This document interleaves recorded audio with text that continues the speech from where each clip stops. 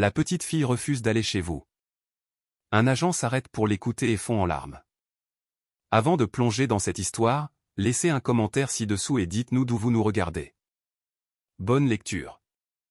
Le vent d'automne murmurait à travers Riverside Park tandis que l'agent Daniel Miller terminait sa patrouille de l'après-midi. Des feuilles dorées dansaient sur le terrain de jeu vide, et le soleil de fin d'après-midi projetait de longues ombres entre les chênes. C'était le genre de journée d'octobre paisible qui le rendait reconnaissant de son travail de protection de cette communauté tranquille. Mais alors que Daniel marchait vers sa voiture de patrouille, quelque chose attira son regard. Sur un banc en bois usé près de la vieille fontaine, était assise une petite silhouette qui ne cadrait pas avec cette image de tranquillité suburbaine. Une petite fille, pas plus de 7 ans, était assise parfaitement immobile, les jambes pendantes dans le vide.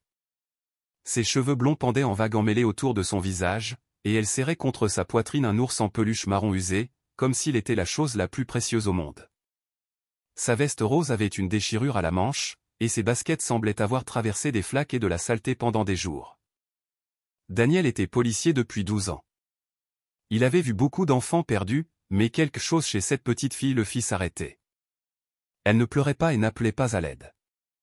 Elle ne cherchait pas frénétiquement ses parents. Au lieu de cela, elle était assise avec une immobilité qui semblait bien trop vieille pour quelqu'un de si jeune. Il s'approcha lentement, ses pas crissant doucement sur les feuilles tombées. « Salut, petite, dit-il gentiment, s'arrêtant à quelques mètres. Je suis l'agent Miller. Tout va bien ? » La petite fille leva des yeux couleur d'orage, gris et emplis de quelque chose que Daniel ne pouvait pas tout à fait nommer. Elle serra plus fort son ours en peluche et étudia attentivement son visage, comme pour décider s'il était digne de confiance. « Je vais bien, murmura-t-elle, sa voix à peine audible au-dessus du bruissement des feuilles. Daniel s'agenouilla pour être à sa hauteur, une habitude qu'il avait développée au fil des ans lorsqu'il parlait aux enfants. Cela les intimidait moins et leur montrait qu'il écoutait vraiment. « Comment t'appelles-tu, ma puce ? » « Sophie, dit-elle après une longue pause. »« Sophie Carter. »« C'est un joli nom. »« Sophie, où sont tes parents ? Sont-ils à proximité ?» La question sembla la faire se recroqueviller encore plus sur elle-même. Elle baissa les yeux vers son ours en peluche et parla si doucement que Daniel dut se pencher pour l'entendre. « Je n'en ai pas. » Ces 4 mots frappèrent Daniel comme un coup de poing en pleine poitrine. Il avait entendu des enfants dire beaucoup de choses au fil des ans, mais la façon factuelle dont elle l'avait dit, comme si elle avait accepté cette terrible vérité, lui serra le cœur. « Sophie, tout le monde a des parents quelque part. Peut-être sont-ils juste en retard, ou peut-être as-tu été séparé d'eux. Le parc peut être déroutant quand on est inquiet. » Elle secoua fermement la tête. « Non, je n'en ai pas. » Daniel sentit cet instinct familier qui l'avait bien servi en tant qu'officier de police, celui qui lui disait quand quelque chose n'allait pas du tout.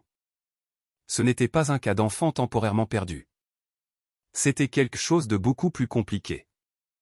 « D'accord, » dit-il doucement, fouillant dans la poche de son uniforme. « Et si on faisait ça ? J'ai quelque chose de spécial qui pourrait t'aider. » Il sortit sa petite épingle d'insigne de police en argent, celle qu'il avait gagnée lors de sa première année dans la force.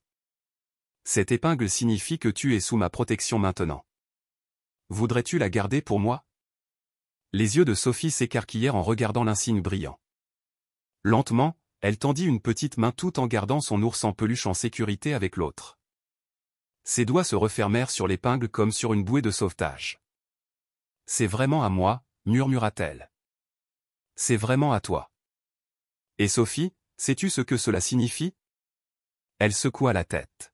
« Cela signifie que je vais t'aider, mais j'ai besoin que tu me fasses confiance.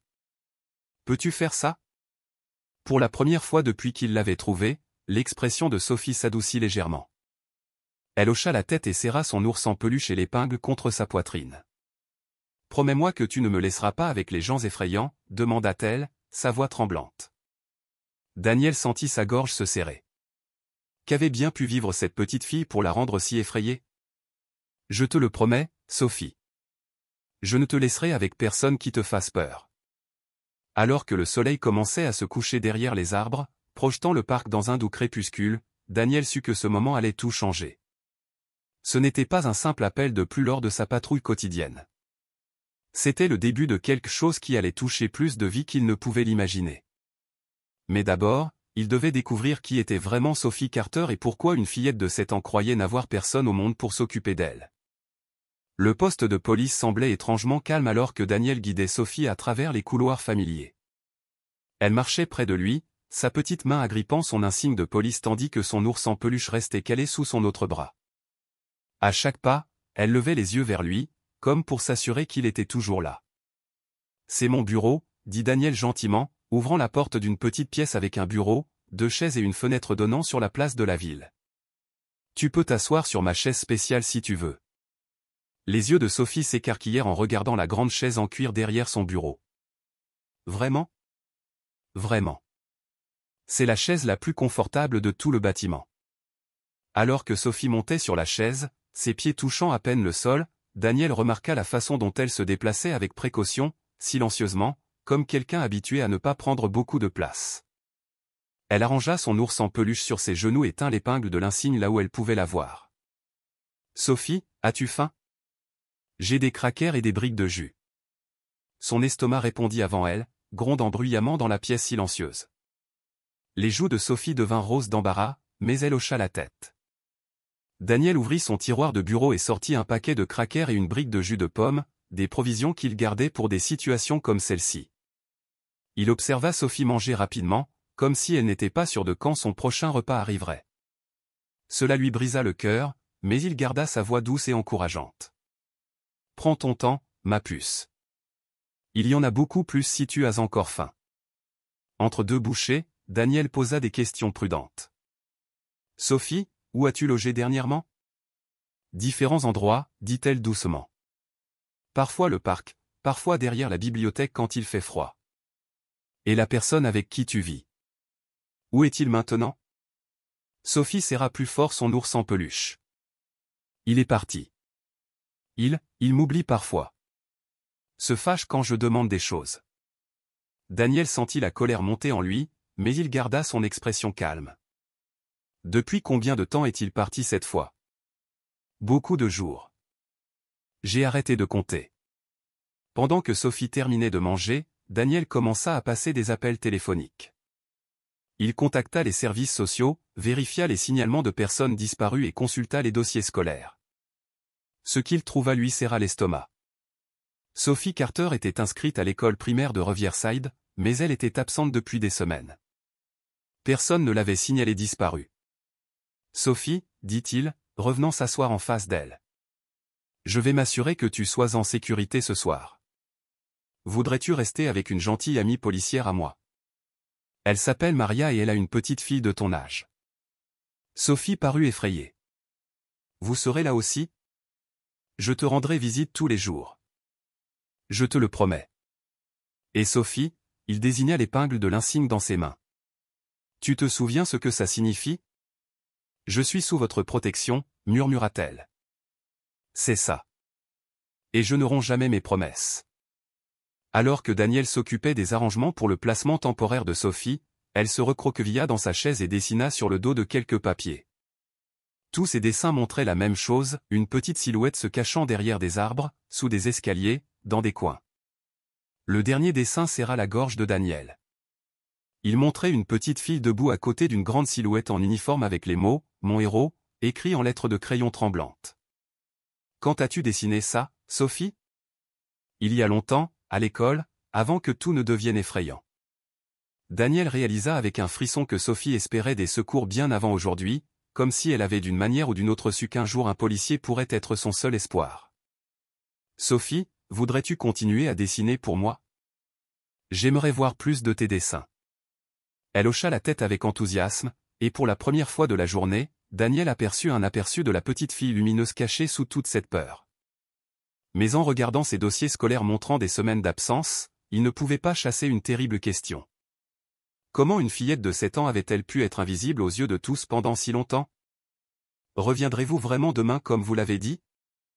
Demanda Sophie alors que Daniel se préparait à l'emmener chez Maria.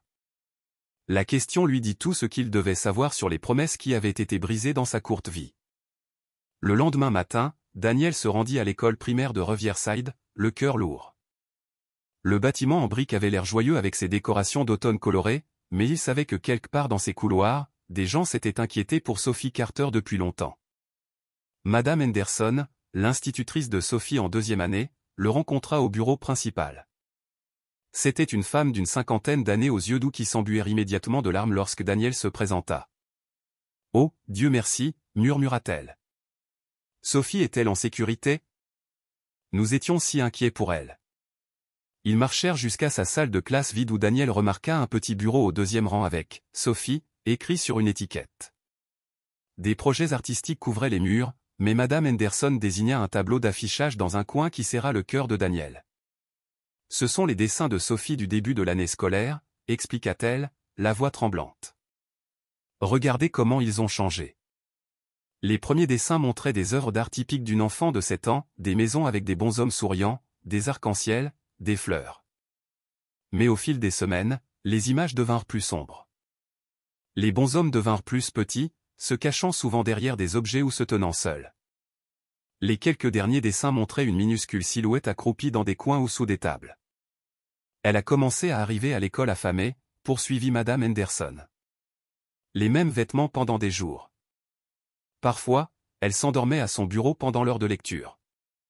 Quand je lui demandais si tout allait bien à la maison, elle hochait simplement la tête et changeait de sujet. Daniel étudia plus attentivement les œuvres d'art. Dans chaque dessin récent, la petite fille était seule. « Madame Henderson, avez-vous signalé vos préoccupations ?» Son visage se froissa. « J'ai appelé les autorités 2 fois. La première fois, ils ont dit qu'ils feraient un contrôle de bien-être, mais Sophie est revenue à l'école le lendemain plus renfermée que jamais. La deuxième fois, ils m'ont dit qu'il n'y avait pas assez de preuves et que le cas serait suivi. » Daniel sentit la colère familière monter. Qu'est-il arrivé après ça? Sophie a complètement cessé de venir à l'école il y a environ 3 semaines.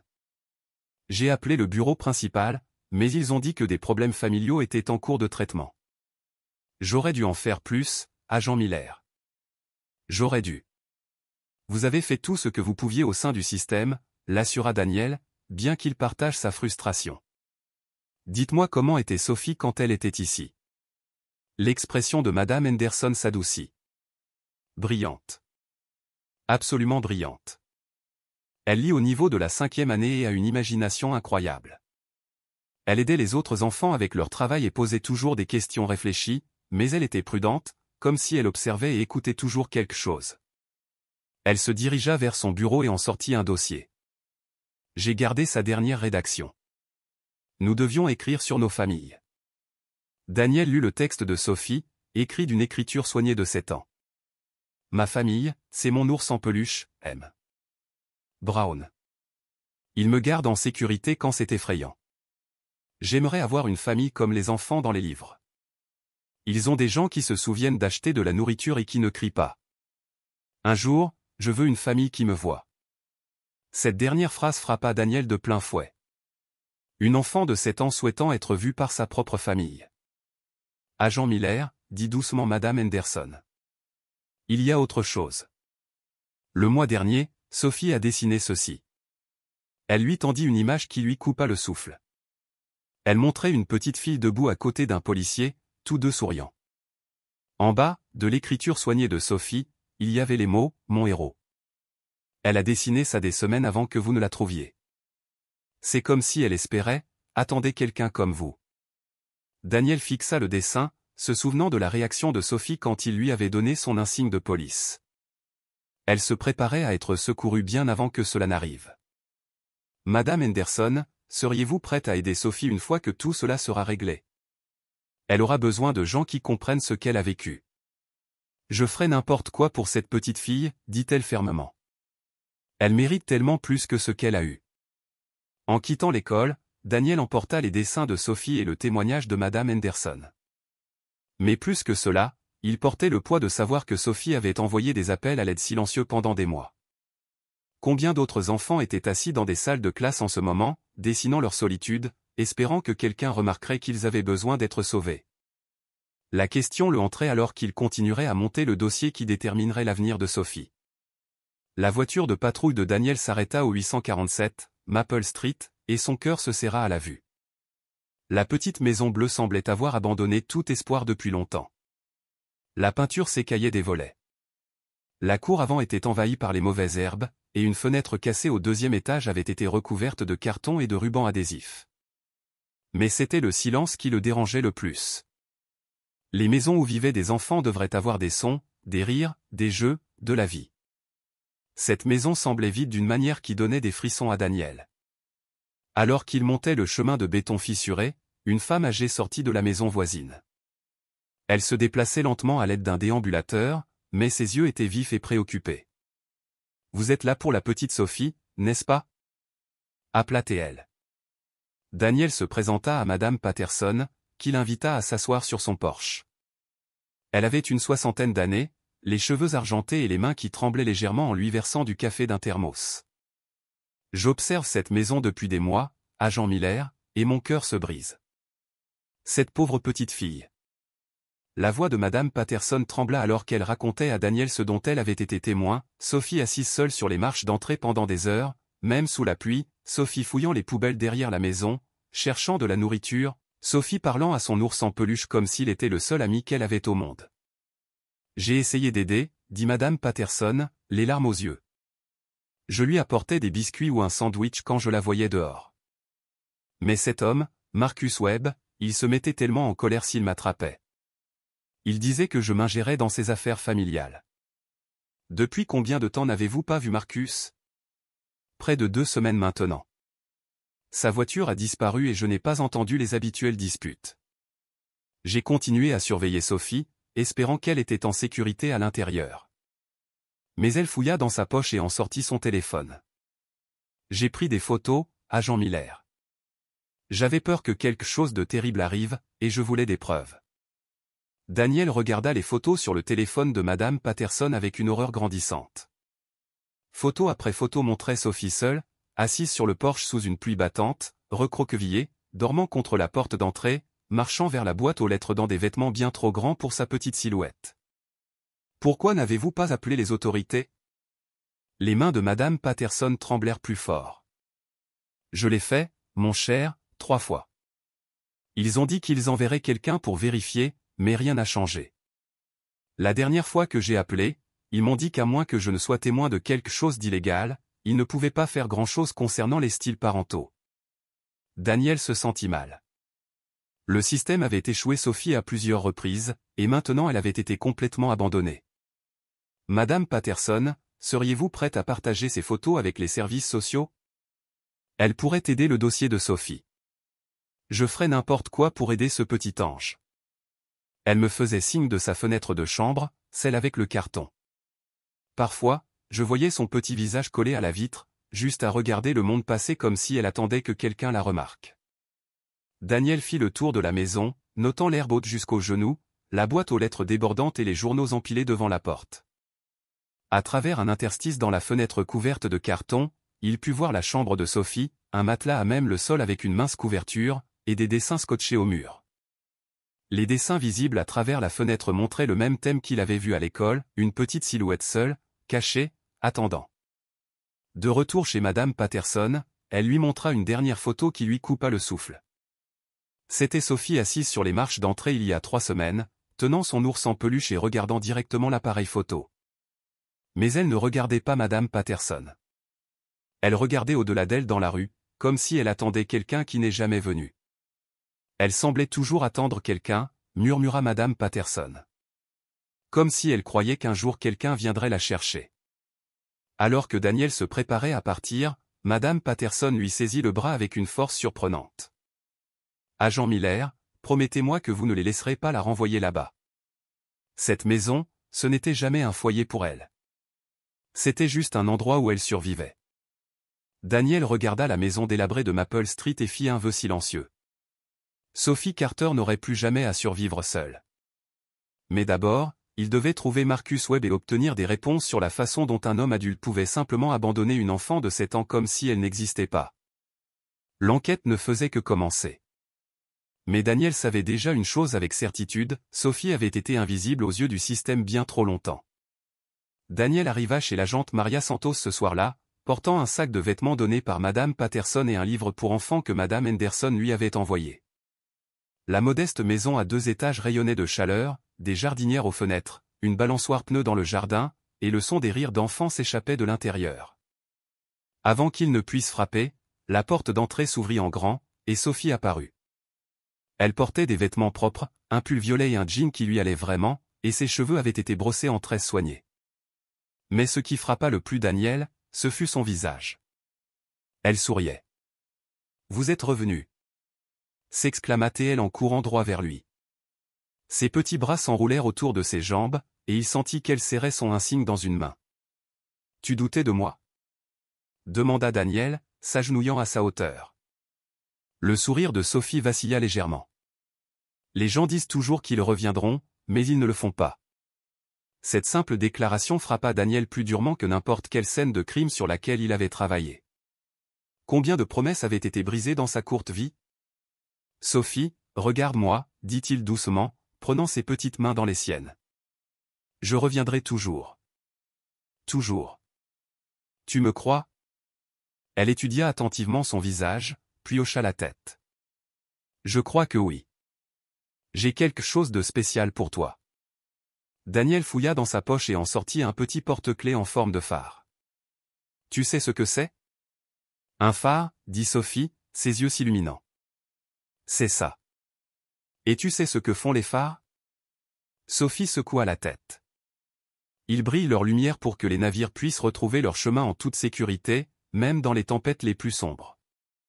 Ce phare est pour toi afin que tu te souviennes, il y a toujours de la lumière pour te guider à la maison. Sophie prit le porte-clés avec émerveillement, le soulevant pour capter la lumière du porche. C'est vraiment à moi? C'est vraiment à toi, tout comme ma promesse. Tu ne seras plus jamais perdu dans le noir. Maria Santos apparut dans l'embrasure de la porte avec sa fille de 8 ans, Carmen, qui sautillait d'excitation. Sophie m'a aidé à faire des biscuits, annonça Carmen. Elle est vraiment douée pour ça. Daniel regarda Sophie rayonner de fierté. J'ai aidé à mesurer la farine, et je n'ai rien renversé. C'est merveilleux, ma puce, dit Daniel. Puis-je voir ce que tu as fait d'autre? Sophie lui attrapa la main et le tira à l'intérieur, bavardant plus qu'il ne l'avait entendu parler depuis qu'il l'avait trouvé. Elle lui montra les dessins qu'elle avait faits, et ceux-ci étaient différents. Au lieu de figures cachées, elle avait dessiné des fleurs, des maisons avec des fenêtres pleines de lumière et des personnes debout ensemble. « C'est vous » dit-elle en désignant une grande silhouette en bleu. « Et ça, c'est moi, mais je ne me cache plus. » Pendant le dîner, Daniel observa Sophie interagir avec la famille Santos. Elle était toujours prudente, toujours sur ses gardes, mais commençait lentement à faire confiance. Lorsque Carmen renversa accidentellement son lait, Sophie proposa immédiatement d'aider à nettoyer, un geste qui trahissait quelqu'un habitué à réparer des dégâts qui n'étaient pas les siens. « Sophie, dit Maria gentiment, les accidents arrivent. Tu n'as pas à tout réparer. » Le commentaire sembla dérouter Sophie, comme si l'idée de ne pas être responsable des problèmes des autres lui était étrangère. Après le dîner, alors que Daniel se préparait à partir, Sophie le raccompagna à la porte. Elle tenait à la fois son insigne et le porte-clés phare. « Agent Daniel, dit-elle doucement. Toutes ces personnes sont-elles ma famille maintenant? » La question était si pleine d'espoir, si remplie de désir que Daniel dut s'éclaircir la gorge avant de répondre. « Ce sont des gens qui tiennent beaucoup à toi, Sophie, et se soucier est ce que font les familles. Ferez-vous aussi partie de ma famille? » Daniel s'agenouilla une fois de plus, regardant dans ses yeux gris orageux qui avaient trop vu pour quelqu'un de si jeune.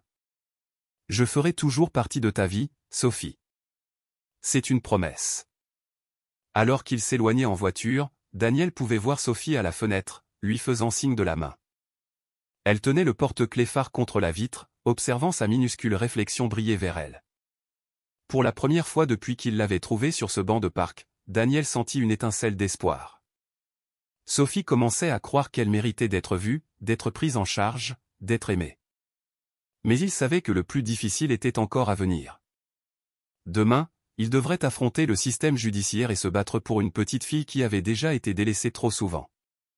Le phare lui rappellerait qu'elle n'était plus seule dans le noir. Mais Daniel s'assurerait qu'elle n'aurait plus jamais besoin d'utiliser cette lumière pour se guider elle-même à la maison, car une maison, c'était exactement ce que Sophie Carter méritait de trouver. la nouvelle se répandit rapidement à Riverside à propos de la petite fille trouvée seule dans le parc. Le lendemain matin, Madame Patterson avait organisé quelque chose de magnifique, une réponse communautaire qui rappela à Daniel pourquoi il aimait cette ville. Le centre communautaire de Riverside avait été transformé du jour au lendemain. Des tables débordaient de dons, vêtements à la taille de Sophie, livres, jouets et fournitures d'art. Madame Patterson se déplaçait dans le chaos organisé avec son déambulateur, dirigeant les bénévoles et coordonnant les efforts avec l'efficacité d'un général militaire. Agent Miller, appela-t-elle quand elle vit Daniel arriver avec Sophie. Regardez ce que cette communauté peut faire quand elle s'unit. Sophie serrait fort la main de Daniel, submergée par l'activité trépidante. Elle tenait son porte-clés phare dans sa main libre, l'utilisant comme une encre dans la tempête de gentillesse qui l'entourait. Madame Henderson arriva portant une boîte de fournitures d'art et des cartes faites par les camarades de classe de Sophie. Les enfants voulaient lui souhaiter la bienvenue, expliqua-t-elle, montrant à Sophie des dessins colorés avec des messages comme « Tu nous as manqué » et « Tu es notre ami ». Un vieux monsieur nommé M. Torres s'approcha lentement, portant une boîte en bois magnifiquement fabriquée. « J'ai entendu dire que la petite demoiselle aimait dessiner, » dit-il gentiment. « J'ai fait cette boîte d'art juste pour elle. » Sophie regarda Daniel avec incertitude. Dans son expérience, les adultes qui s'approchaient signifiaient généralement des problèmes. Daniel s'agenouilla à sa hauteur et posa une main rassurante sur son épaule. « Sophie, c'est M. Torres. C'est un ami qui fait de belles choses avec le bois. Voudrais-tu voir ce qu'il a fait pour toi ?» Toujours hésitante, Sophie fit un petit pas en avant. M. Torres s'agenouilla, se mettant à sa hauteur, comme le faisait toujours Daniel. « Bonjour, Sophie. J'ai des petits-enfants de ton âge, et ils me disent que tout grand artiste a besoin d'un endroit spécial pour ranger ses fournitures. » Il ouvrit la boîte en bois pour révéler des compartiments parfaitement dimensionnés pour les crayons, les stylos et le papier. « Voudrais-tu la voir ?» Les yeux de Sophie s'écarquillèrent. « C'est vraiment pour moi ? » ?»« C'est vraiment pour toi. J'ai gravé ton nom juste ici. Tu vois ? » Sur le couvercle de la boîte, Sophie, était gravée en lettres cursives élégantes. Daniel regarda Sophie tracer les lettres avec un doigt, comme si elle n'arrivait pas à croire que son propre nom était écrit sur quelque chose d'aussi beau. « Merci, » murmura-t-elle, puis surprit tout le monde en ajoutant « Je vous ferai un dessin. » Le café communautaire du matin continua autour d'eux. Madame Patterson avait mis en place un petit stand de collecte de fonds où les voisins partageaient des histoires et contribuaient de l'argent pour les besoins futurs de Sophie. Daniel fut étonné d'entendre histoire après histoire de personnes qui avaient remarqué Sophie au fil des mois, mais n'avaient pas su comment l'aider. « Je l'ai vue à l'épicerie une fois, » raconta Madame Chen de la boulangerie. Elle regardait les biscuits avec un tel désir. « Je voulais lui en acheter, mais je ne savais pas si c'était approprié. Elle passait devant ma maison en allant à l'école, » ajouta M. Williams. Toujours seule, toujours si sérieuse pour une si petite fille. J'aurais aimé savoir qu'elle avait besoin d'aide. Daniel réalisa que Sophie avait été visible pour de nombreuses personnes. Elles avaient toutes été touchées par sa situation, mais n'avaient pas su la bonne manière d'intervenir. La communauté attendait quelqu'un comme lui pour ouvrir la porte à leur compassion. Sophie passa la matinée à explorer les dons avec émerveillement. Elle n'avait jamais possédé de nouveaux vêtements auparavant, et la voir tenir une veste rouge vif avec une véritable excitation fit monter les larmes aux yeux de beaucoup. Carmen Santos arriva avec sa mère et prit immédiatement Sophie sous son aile, lui montrant les meilleurs jouets et livres que les gens avaient apportés. « Cet ours en peluche ressemble exactement au tien, » dit Carmen en levant un ours brun duveteux. « Mais j'aime. »« Brown, » dit Sophie, serrant son ours en peluche original de manière protectrice. « Tu peux en avoir 2, » rit Carmen. « Ou 3, ou toute une famille d'ours en peluche. » L'idée d'avoir toute une famille de quoi que ce soit sembla ravir Sophie. Daniel la regarda disposer soigneusement plusieurs animaux en peluche en cercle, comme s'ils tenaient une réunion. « Ils parlent tous entre eux, » expliqua-t-elle à Daniel. « Ils ne sont plus seuls. » Alors que la matinée touchait à sa fin, Madame Patterson tira Daniel à part. « Agent Miller, nous avons recueilli suffisamment d'argent pour créer un fonds d'éducation pour Sophie. Quoi qu'il arrive légalement, elle aura ce dont elle a besoin pour l'école, les vêtements, les activités, tout ce qu'un enfant devrait avoir. » Daniel sentit sa gorge se serrer. Madame Patterson, cette communauté, Sophie a tellement de chance de vous avoir tous. C'est nous qui avons de la chance, répondit-elle fermement. Cette petite fille nous a rappelé ce qui compte vraiment. Elle nous a rassemblés d'une manière que nous n'avions pas connue depuis des années. Avant de partir, Sophie s'approcha du microphone que Madame Patterson avait installé pour les annonces. D'une petite voix claire, elle dit « Merci de m'avoir vu ». Ces simples mots firent taire toute la salle. À ce moment-là, tout le monde comprit que Sophie n'avait pas seulement été physiquement seule. Elle s'était sentie invisible au monde. Alors que Daniel aidait Sophie à charger ses nouveaux trésors dans sa voiture de patrouille, elle murmura « Toutes ces personnes sont-elles ma famille maintenant ?»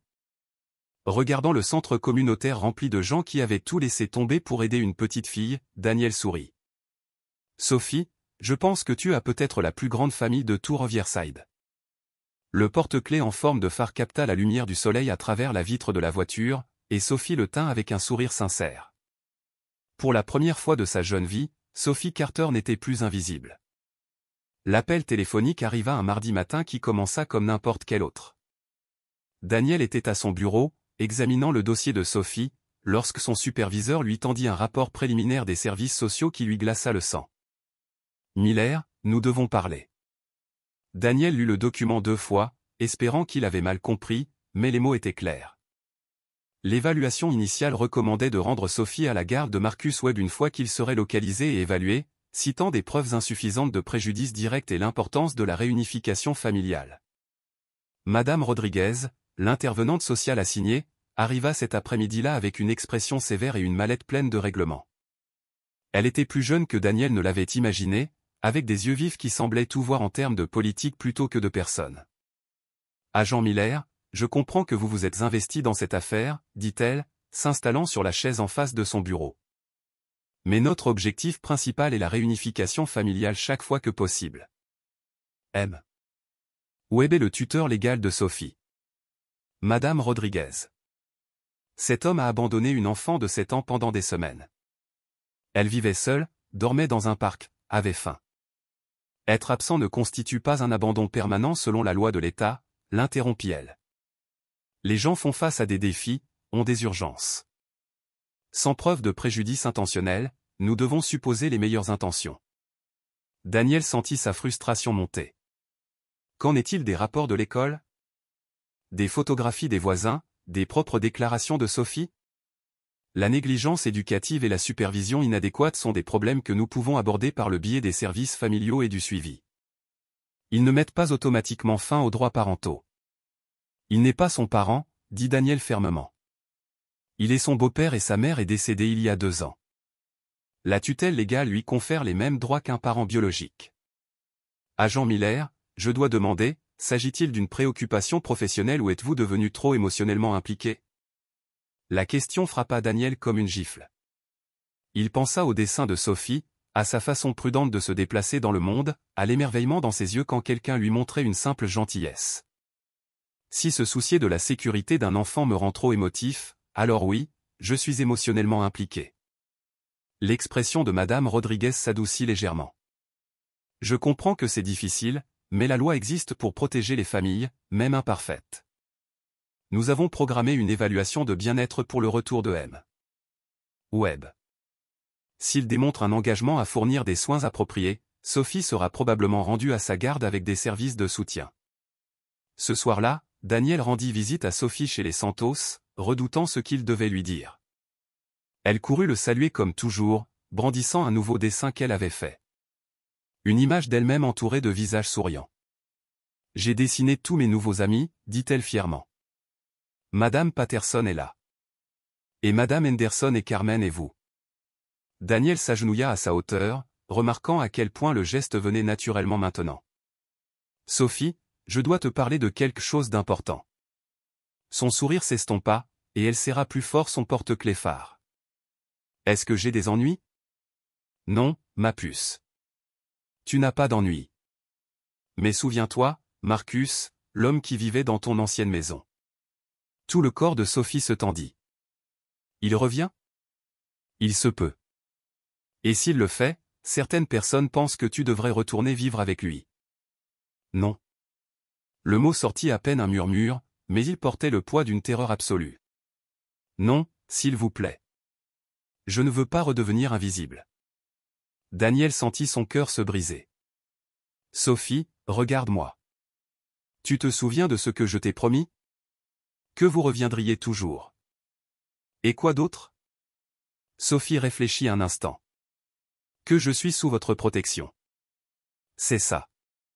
Et je n'abandonne pas les gens que je protège. Tu me crois? Sophie hocha la tête, mais les larmes avaient commencé à couler sur ses joues. Et si le juge dit que je dois y retourner? Et si Marcus dit qu'il me veut maintenant? Daniel la serra doucement dans ses bras, sentant son petit corps trembler de peur. Alors je me battrai chaque jour s'il le faut. Tu ne seras plus jamais invisible, Sophie. Je te le promets. Mais alors que Sophie s'endormait cette nuit-là, serrant à la fois son ours en peluche et le porte-clés phare, Daniel fixa le plafond, se demandant comment il pourrait bien tenir cette promesse. Le système censé protéger les enfants s'apprêtait à rendre Sophie à la situation même dont elle avait été secourue. Les politiques de tutelle légale et de réunification familiale allaient l'emporter sur le bon sens et la compassion. Daniel avait toujours cru au système, avait toujours fait confiance à la justice. Mais en pensant au visage effrayé de Sophie et à son plaidoyer murmuré de ne pas redevenir invisible, il réalisa que parfois le système échouait les personnes même qu'il était censé protéger. Demain, il apprendrait que Marcus Webb avait été retrouvé, et la vraie bataille de Sophie ne faisait que commencer. Le porte-clés phare devrait briller très fort dans l'obscurité à venir. La nouvelle arriva un jeudi matin pluvieux. Marcus Webb avait été retrouvé dans un motel à 2 villes de là et exigeait la garde immédiate de Sophie. Daniel reçut l'appel alors qu'il aidait Sophie à prendre son petit déjeuner chez les Santos, et il vit son visage changer au moment où elle l'entendit prononcer le nom de Marcus au téléphone. « Il vient me chercher ?» murmura Sophie, sa cuillère s'entrechoquant dans son bol de céréales. Daniel raccrocha rapidement, mais le mal était fait. Le sentiment de sécurité de Sophie, si soigneusement reconstruit, s'effondra sous ses yeux. Elle repoussa son petit déjeuner et s'enroula sur elle-même, se faisant aussi petite que possible. « Sophie, tu te souviens de ce dont nous avons parlé? Je vais me battre pour toi. » Mais Sophie n'écoutait pas. Elle était ailleurs, dans un endroit sombre, où une enfant de 7 ans avait appris à disparaître pour survivre. Au cours des jours suivants, les progrès de Sophie s'inversèrent à une vitesse déchirante. Elle cessa de manger correctement, picorant sa nourriture comme un oiseau, craignant d'être surprise à se nourrir. Elle cessa de dormir la nuit, et Maria la trouva plusieurs fois recroquevillée dans un coin de sa chambre, bien éveillée et fixant le vide. Les dessins changèrent aussi. Fini les images lumineuses de fleurs et d'amis. À leur place, Sophie dessinait la même image encore et encore, une petite silhouette se cachant sous un lit, derrière une porte, dans un placard, toujours caché. Elle ne me parle plus, confia Carmen à Daniel lors d'une de ses visites. Elle reste juste assise près de la fenêtre, tenant ce truc de phare que vous lui avez donné. Daniel trouva Sophie exactement là où Carmen l'avait décrite, perchée sur la banquette de la fenêtre, les genoux ramenés à sa poitrine. Le porte-clés phare captait la lumière de l'après-midi alors qu'elle le tournait et le retournait dans ses petites mains. « Salut l'artiste », dit Daniel doucement, s'installant à côté d'elle. « Ça te dérange si je m'assieds avec toi ?» Sophie ne répondit pas, mais elle se pencha légèrement vers lui, un geste si petit que n'importe qui d'autre l'aurait manqué. Daniel avait appris à faire attention au langage silencieux de Sophie. « Tu sais à quoi je pensais aujourd'hui ?» poursuivit-il. « Ce premier dessin que tu as fait pour moi, celui avec le policier et la petite fille. Tu l'as dessiné avant même que nous nous rencontrions. » « J'ai fait beaucoup de dessins comme ça, » dit Sophie si doucement qu'il dut se pencher pour l'entendre. « J'espérais que quelqu'un les verrait et viendrait me trouver. » « Et quelqu'un t'a trouvé. »« Mais si ?» La voix de Sophie se brisa. « Et s'il me ramène et que je redeviens invisible? Et si je retourne à la maison où personne ne se souvient que j'existe ?» Daniel sentit la colère monter en lui. Pas envers Sophie, mais envers chaque adulte qu'il avait laissé tomber, chaque système qu'il avait ignoré, chaque jour qu'elle avait passé à croire qu'elle n'avait pas d'importance. « Sophie, regarde-moi. » Il attendit que ses yeux gris orageux rencontrent les siens. « Tu ne seras plus jamais invisible. » Sais-tu pourquoi? Elle secoua la tête. Parce qu'une fois que tu as été vraiment vu par des gens qui tiennent à toi, tu ne peux plus jamais devenir invisible. Madame Patterson te voit. Madame Henderson te voit. Carmen et sa famille te voient. Et moi, je te vois, Sophie Carter. Je vois à quel point tu es courageuse, à quel point tu es gentille, à quel point tu es intelligente. Mais si le juge ne me voit pas? Murmura Sophie. Et si Marcus leur dit que je mens? Le cœur de Daniel se serra. Sophie, tu ne m'as jamais menti, n'est-ce pas? Non. Et tu ne mentiras pas non plus au juge. Tu diras la vérité sur ce que c'était dans cette maison, et je serai là avec toi. Tu ne seras pas seule. Sophie resta silencieuse un long moment, tournant le porte-clés phare dans ses mains. Il oubliait d'acheter de la nourriture, dit-elle soudain. Et quand j'avais peur la nuit et que je pleurais, il m'enfermait dans ma chambre jusqu'à ce que j'arrête de faire du bruit. Il disait que j'étais trop de problèmes. Daniel dut prendre une grande inspiration avant de répondre. Tu n'es pas trop de problèmes, Sophie. Tu n'es pas trop de quoi que ce soit, sauf merveilleuse. Alors pourquoi ne voulait-il pas de moi? C'était la question que Daniel redoutait car il n'avait pas de bonne réponse. Comment expliquer à une enfant de 7 ans que certains adultes ne sont simplement pas capables d'amour? Que sa valeur n'avait rien à voir avec les échecs de Marcus. Parfois, les adultes ont des problèmes qui les empêchent de s'occuper des enfants comme ils le devraient, dit Daniel avec précaution. Cela ne signifie pas qu'il y a quelque chose qui ne va pas avec toi. Cela signifie qu'il y avait quelque chose qui ne va pas avec la situation. Sophie considéra cela, puis posa la question qui brisa le cœur de Daniel. La docteure Jennifer Walsh avait des yeux doux et une voix comme du miel chaud. Quand Daniel la présenta à Sophie comme un type spécial de médecin qui aide les enfants avec leurs sentiments, Sophie se cacha derrière ses jambes, mais jeta un œil avec curiosité. « Je ne suis pas malade, » murmura Sophie.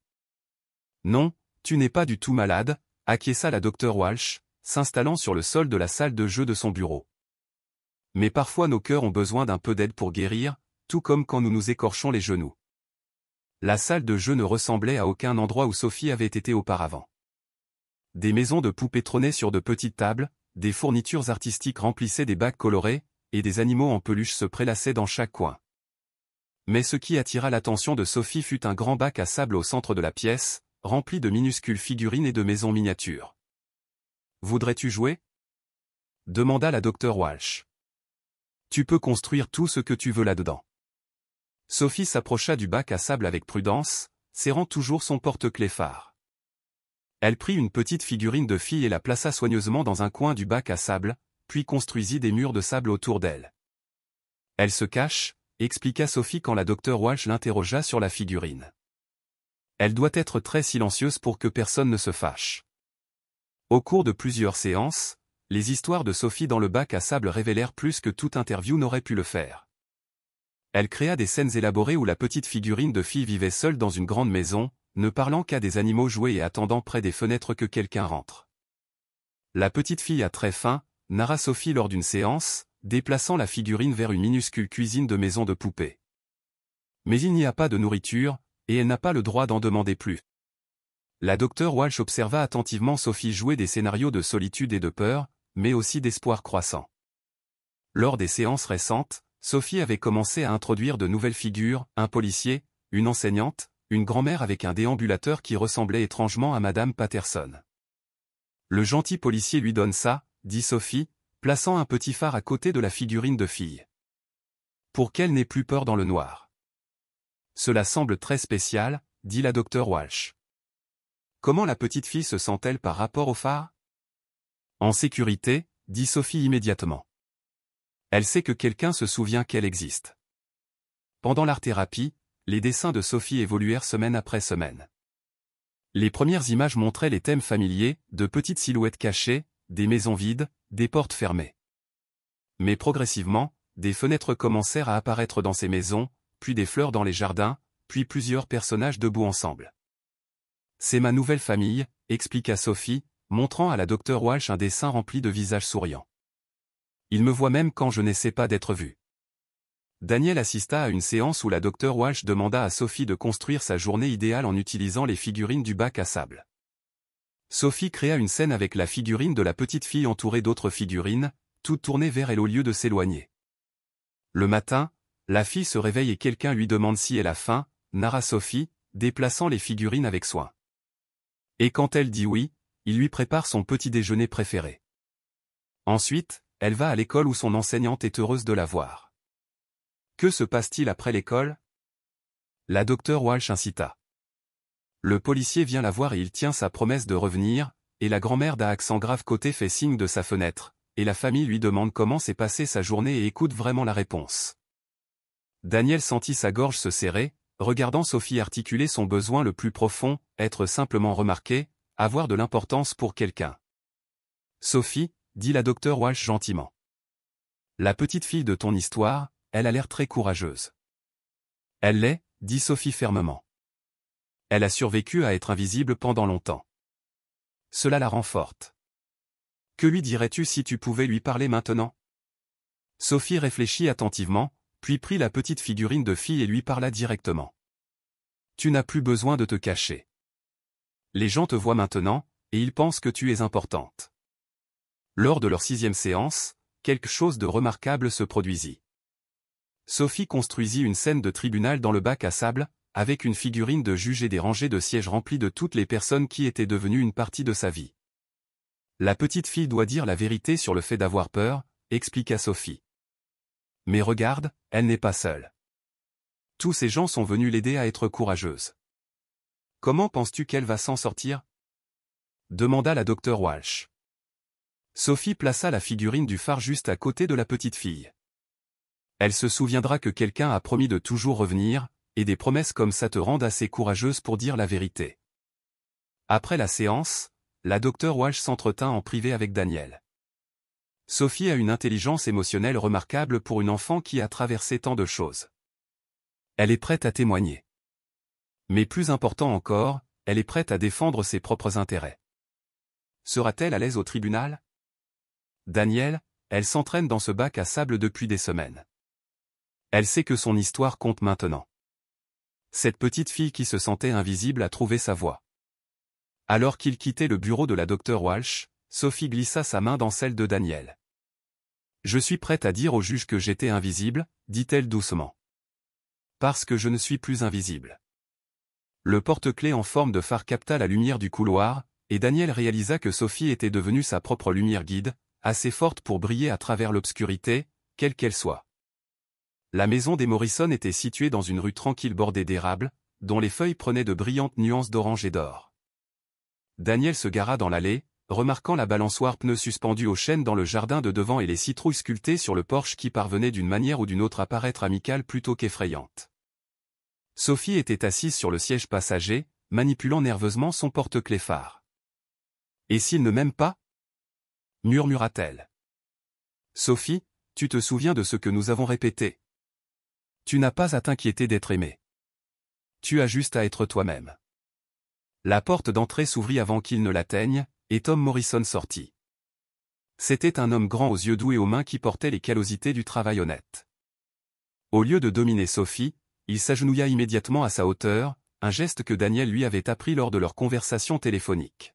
« Salut, Sophie » dit Tom d'une voix qui correspondait à ses yeux doux. « Je suis Tom. J'ai entendu dire que tu aimais dessiner. Voudrais-tu voir mon atelier où je construis des choses ?» Sophie leva les yeux vers Daniel pour approbation, serrant toujours fermement son porte-clés phare.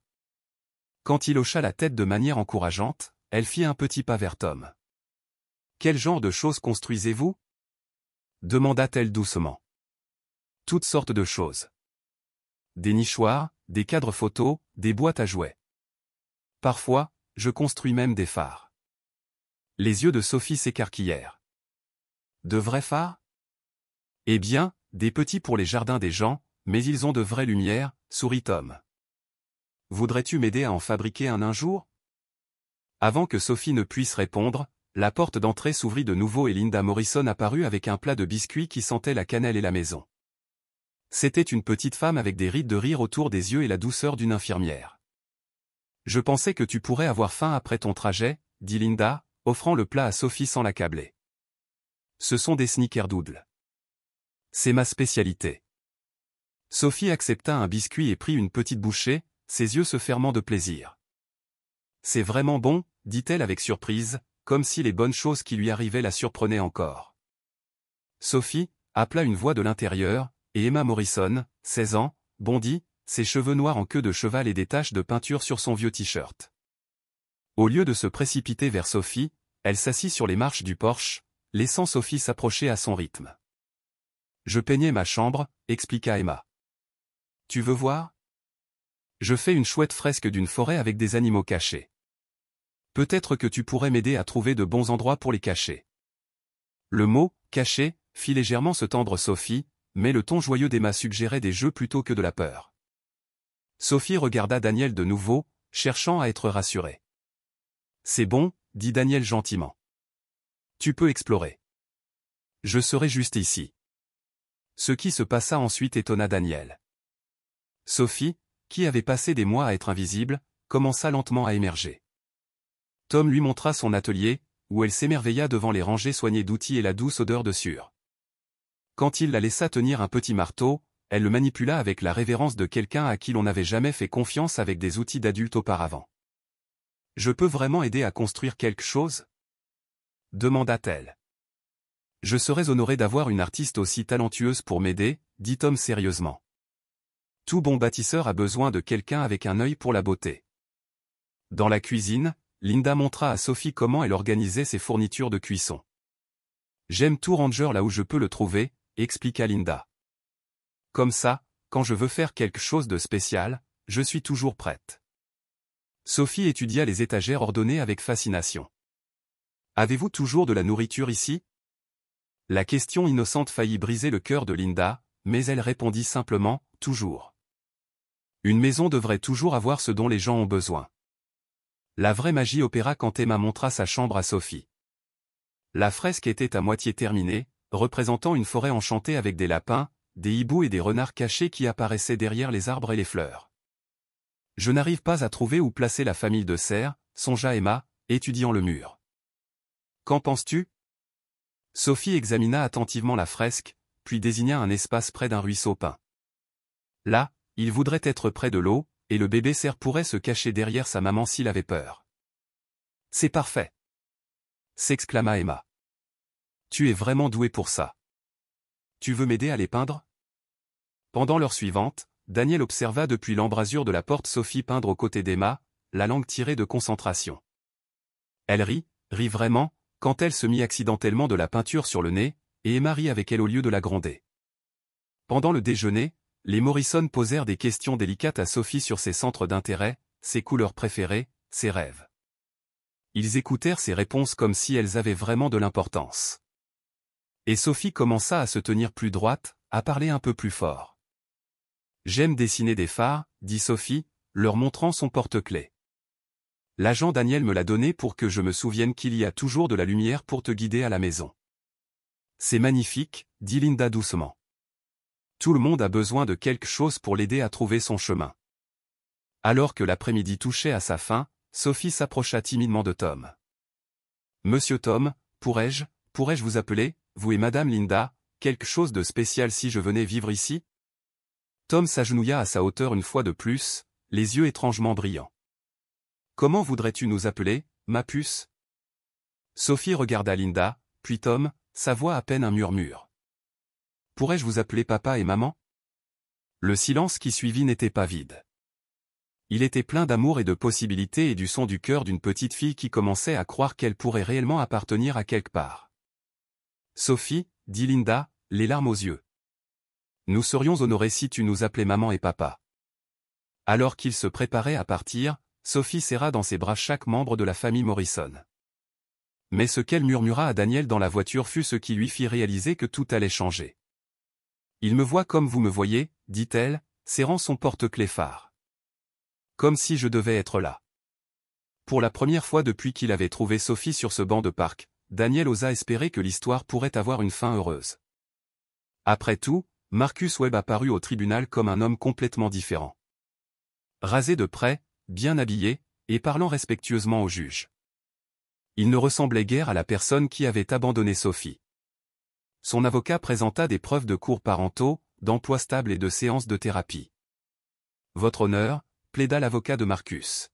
« Mon client a relevé ses défis et est prêt à reprendre ses responsabilités en tant que tuteur de Sophie. » Il a obtenu un emploi stable et a terminé tous les programmes imposés par le tribunal.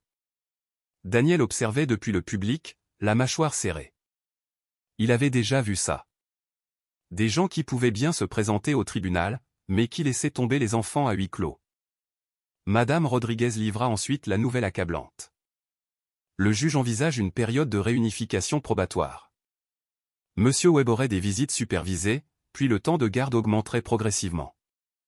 C'est insensé, dit Daniel, luttant pour maintenir son calme professionnel. Sophie a été abandonnée pendant des semaines.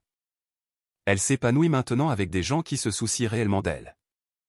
La loi privilégie la préservation de la famille, agent Miller. Monsieur Webb a des droits légaux. Ce soir-là, Daniel dut annoncer la nouvelle à Sophie. Sa réaction fut immédiate et déchirante. Non, cria-t-elle, s'éloignant de lui. Vous avez promis que je n'aurais plus à être invisible. Sophie courut vers Maria Santos, sanglotant. Je ne veux pas retourner à la maison effrayante. Cette nuit-là, Sophie se réveilla en hurlant de cauchemar. Daniel la trouva recroquevillée dans un coin, serrant son porte-clés phare. J'ai rêvé que j'étais à nouveau invisible, murmura-t-elle. Daniel s'assit à côté d'elle, sans la forcer à quitter son coin sûr. Sophie, tu te souviens ce que la docteure Walsh t'a appris sur le courage? Que être courageux signifie faire ce qui est juste, même quand on a peur. Parfois, être courageux signifie faire confiance aux gens qui t'aiment pour se battre pour toi. Vous vous battez toujours pour moi? Demanda-t-elle avec des yeux gris orageux. Chaque jour. Parce que toi, Sophie Carter, tu vaux la peine qu'on se batte pour toi. Au lever du jour, Daniel prit une décision qui pourrait sauver l'avenir de Sophie ou mettre fin à sa carrière. La bataille juridique devenait une guerre, et il était prêt à se battre de toutes ses forces. Mais d'abord, Sophie devrait trouver le courage de dire sa vérité dans une pièce pleine d'adultes qui décideraient de son destin. Le porte-clés phare devrait briller très fort dans l'obscurité à venir. Madame Chen, la nouvelle assistante sociale, étala le dossier de Sophie sur la table de conférence avec une efficacité déterminée. Contrairement à Madame Rodriguez, elle avait des yeux qui reconnaissaient la négligence quand elle la voyait. Agent Miller, l'évaluation précédente était insuffisante, déclara-t-elle fermement. Il ne s'agit pas de punition. Il s'agit de ce qui est réellement le mieux pour cet enfant. Daniel sentit sa première étincelle d'espoir depuis des semaines. Madame Chen voulait des preuves, et il les fournirait. Pendant 2 semaines, ils bâtirent un dossier inébranlable. Les photographies de Madame Patterson montraient la détérioration de Sophie sur des mois. Les rapports scolaires de Madame Henderson documentaient la négligence éducative et le retrait. Les évaluations du docteur Walsh révélaient des progrès remarquables. Sophie avait pris 8 livres, amélioré son sommeil et réussissait ses tests au niveau de sa classe après avoir été significativement en retard. L'enfant que j'ai rencontré pour la première fois était gravement renfermé, écrivit la docteure Walsh. L'enfant avec qui je travaille maintenant est confiante et éloquente. Cette transformation s'est produite parce qu'elle a finalement reçu des soins constants. La famille Morrison a fourni le témoignage le plus puissant. Sophie était devenue une véritable partie de leur vie, aidant avec le dîner, réglant les disputes familiales, construisant un nichoir avec Tom qui pendait maintenant devant sa fenêtre. Ce n'est plus une visiteuse, dit Linda à Daniel. C'est de la famille. Elle appartient ici.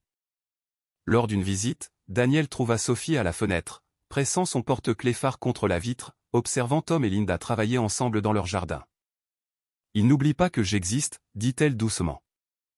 Même quand je suis silencieuse, il me voit quand même. » Madame Chen a tout compilé dans un rapport complet qui dressait un tableau clair. Sophie Carter avait été invisible pour un homme, mais s'épanouissait sous les soins de personnes qui la voyaient vraiment. Ces preuves parlent d'elles-mêmes, dit Madame Chen à Daniel. Une enfant qui ne parvenait pas à s'épanouir est maintenant florissante. Ce n'est pas une coïncidence. C'est le résultat de soins et d'attention appropriés. La dernière pièce est venue de Sophie elle-même. Un dessin qu'elle a fait pour le tribunal montrant 2 maisons. L'une était sombre et vide avec une petite figurine cachée à l'intérieur. L'autre était lumineuse et pleine de gens debout ensemble avec une petite fille juste au centre où tout le monde pouvait la voir. C'est mon ancienne vie invisible, expliqua-t-elle, en désignant la maison sombre. Et c'est ma nouvelle vie où je compte. Alors qu'il se préparait pour l'audience finale, Daniel savait qu'ils avaient construit bien plus qu'un simple dossier juridique. Ils avaient documenté la transformation d'une petite fille perdue en quelqu'un qui croyait enfin mériter d'être vu. La salle d'audience parut immense à Sophie alors qu'elle marchait vers la chaise des témoins. Elle portait la robe bleue que Linda lui avait achetée et serrait son porte-clés phare dans une main. Daniel était assis au premier rang, lui faisant un signe d'encouragement, tandis que la famille Morrison remplissait les sièges derrière lui.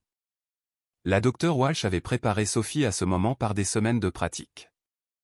Mais maintenant que c'était réel, sa voix lui parut très faible. « Bonjour, Sophie, » dit gentiment le juge. « Je sais que c'est effrayant, mais j'ai besoin d'entendre parler de ta vie. Peux-tu me raconter ta vie avec M. Webb ?»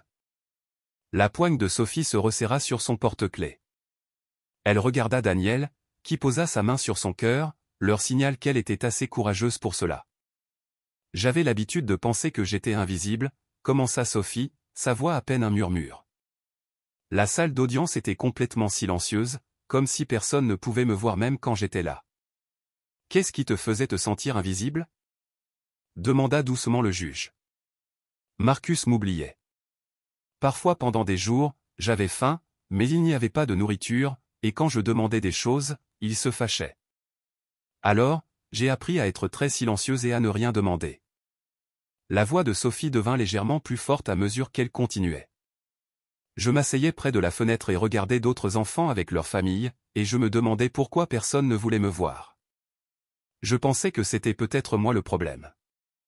Marcus se déplaça inconfortablement sur son siège, son avocat lui murmurant des choses urgentes à l'oreille. « Sophie, comment te sens-tu maintenant ?» demanda le juge. Pour la première fois, Sophie sourit. « Je me sens vue. L'agent Daniel m'a vu la première fois sur le banc du parc quand j'étais invisible pour tout le monde. Ensuite, Madame Patterson m'a vu, et Madame Henderson, et la famille Morrison. » Elle leva son porte-clés phare. « L'agent Daniel me l'a donné pour que je me souvienne, il y a toujours de la lumière pour te guider à la maison.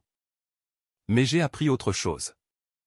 Quand les gens te voient vraiment, se soucient vraiment de toi, tu commences à te voir aussi. Parlez-moi de la famille Morrison, » incita le juge. « Il n'oublie pas que j'existe, » dit Sophie, sa voix claire. Maintenant, quand je me réveille, papa me demande si j'ai bien dormi. Quand je rentre de l'école, maman veut savoir comment s'est passée ma journée. Emma m'apprend des choses, et ils écoutent tous quand je parle.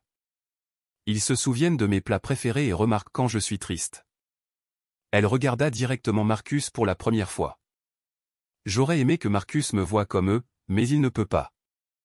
Et ce n'est plus ma faute. Que aimerais-tu qu'il se passe, Sophie ? Sophie se redressa, n'étant plus la petite fille invisible du banc du parc. Je n'ai pas de parents, mais maintenant j'en ai. Les Morrison me voient tous les jours, et ils veulent que je reste. Je veux être leur fille pour toujours. La salle d'audience resta silencieuse tandis que les mots de Sophie résonnaient dans l'espace. Sa simple déclaration était passée de la déclaration désespérée d'une enfant abandonnée à une affirmation confiante d'appartenance. Marcus se leva soudain, les larmes coulant sur son visage. « Votre honneur, » dit-il, la voix brisée. « Je dois dire quelque chose. » Marcus Webb se tenait dans la salle d'audience, les larmes coulant sur son visage, tous les yeux rivés sur lui.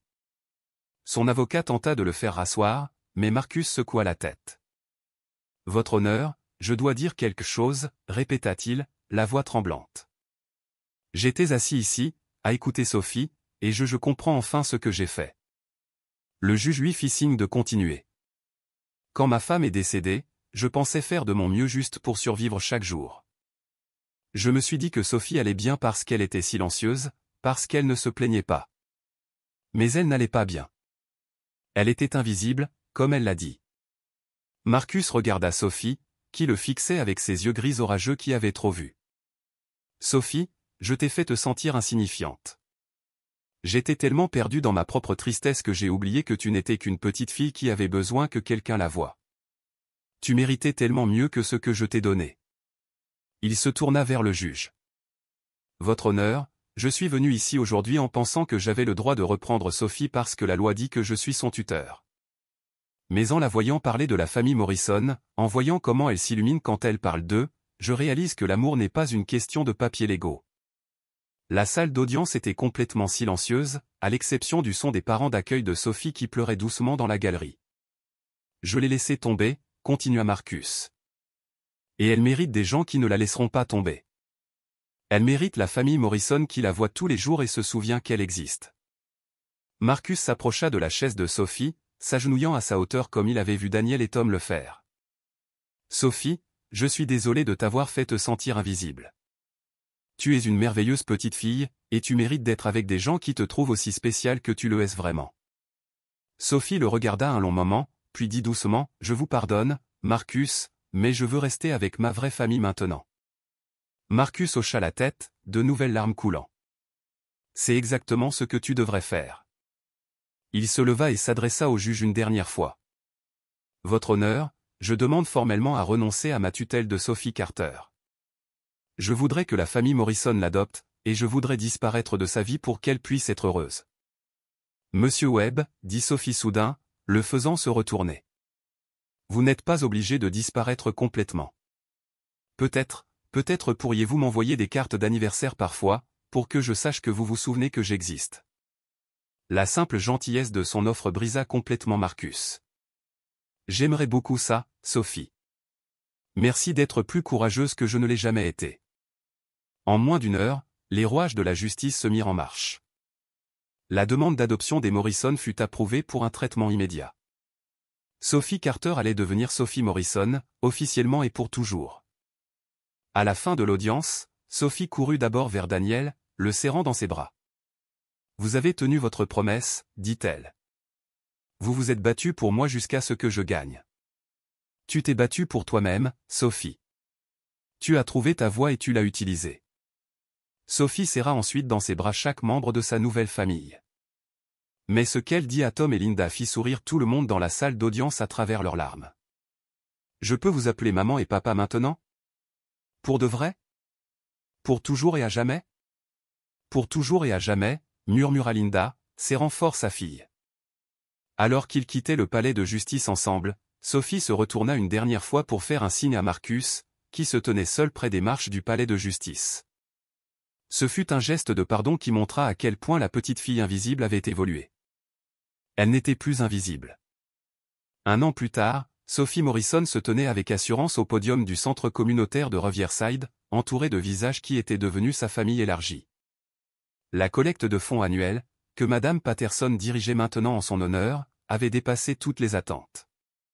Sophie avait grandi aussi, plus grande, en meilleure santé, avec des yeux brillants qui pétillaient de confiance et de sécurité. Son porte-clés phare captait les lumières de la scène alors qu'elle ajustait le microphone. « Je m'appelle Sophie Morrison », commença-t-elle, sa voix claire et forte. Et j'étais invisible. La foule se pencha en avant, captivée par la petite fille posée qui ne ressemblait guère à l'enfant effrayé trouvé sur un banc de parc il y a tout juste un an. Je pensais que personne ne pouvait me voir parce que j'étais trop silencieuse ou trop de problèmes ou peut-être juste pas assez importante. Mais j'ai appris quelque chose d'incroyable. Je n'ai jamais vraiment été invisible. Des gens comme Madame Patterson et Madame Henderson pouvaient me voir depuis le début. Ils avaient juste besoin de quelqu'un d'assez courageux pour aider. Elle regarda directement Daniel, qui était assis avec la famille Morrison au premier rang, rayonnant de fierté. L'agent Daniel m'a appris que être perdu ne signifie pas que l'on ne peut pas être retrouvé. Il m'a vu quand je pensais être complètement seul. Et il a tenu chacune de ses promesses. Il m'a appris que certaines personnes tiennent parole, quoi qu'il arrive. Sophie leva son porte-clés phare pour que tout le monde le voie. Ce phare me rappelle qu'il y a toujours de la lumière dans l'obscurité. Mais j'ai appris quelque chose d'encore plus important. Quand vous êtes trouvé par des gens qui vous aiment vraiment, vous devenez aussi un phare. Vous pouvez aider d'autres personnes perdues à retrouver le chemin de la maison. Le public était complètement silencieux, beaucoup essuyant des larmes. Sophie poursuivit, ma maman et mon papa, Linda et Tom Morrison, ils ne me voient pas seulement. Ils voient les meilleures parties de moi, même les jours où je ne peux pas les voir moi-même. Ma sœur Emma m'apprend que les familles se soutiennent mutuellement en toutes circonstances. Ils m'ont fait croire que je mérite d'être aimée juste parce que j'existe. Sophie marqua une pause, regardant autour de la pièce tous les visages qui étaient devenus une partie de son histoire. Si vous connaissez un enfant qui se sent invisible, s'il vous plaît, voyez-le. Dites bonjour. Demandez-lui comment il va. Montrez-lui qu'il compte. Parce que chaque enfant mérite d'être le phare de quelqu'un. Et chaque enfant mérite de sentir qu'il brille assez fort pour être vu. Alors que Sophie descendait du podium, toute la salle éclata en applaudissements. Mais ce qui se passa ensuite montra vraiment à quel point elle avait évolué. Marcus Webb se tenait au fond de la salle, ayant assisté discrètement comme il l'avait promis de le faire chaque année. Sophie le vit et, sans hésitation, se dirigea vers lui. « Merci d'être venu, dit-elle simplement. Cela compte beaucoup que vous vous souveniez. »« Je me souviendrai toujours de toi, Sophie, » répondit Marcus. « Et je serai toujours reconnaissant que tu aies trouvé des gens qui pouvaient t'aimer comme tu le méritais. » La soirée se termina avec Sophie entourée de sa communauté. Daniel la soulevant sur ses épaules pour une photo. La famille Morrison riant alors qu'elle leur racontait les lettres de remerciement qu'elle avait reçues d'autres enfants qui se sentaient moins invisibles après avoir entendu son histoire. Alors qu'ils marchaient vers la voiture, Sophie glissa sa main dans celle de Daniel. « Agent Daniel, pensez-vous qu'il y a d'autres enfants assis sur des bancs de parc en ce moment, attendant que quelqu'un les voie ?»« Probablement, admit Daniel. Mais grâce à toi, beaucoup de gens dans cette ville savent comment les chercher maintenant. » Sophie sourit et leva son porte-clés phare pour capter la lumière de la rue. « La lumière trouve toujours son chemin, dit-elle, répétant la leçon qu'il lui avait apprise ce premier jour sombre. C'est ça, Sophie, et tu es toi-même devenue une belle lumière. » Alors que la famille Morrison rentrait ensemble, Sophie Morrison, n'étant plus invisible, plus oubliée, plus effrayée, portait en elle la lumière la plus puissante de toutes, l'absolue certitude d'être aimée, vue et valorisée juste pour être exactement qui elle était. Et à Riverside, cette lumière continuerait de briller pour chaque enfant perdu attendant toujours d'être retrouvé.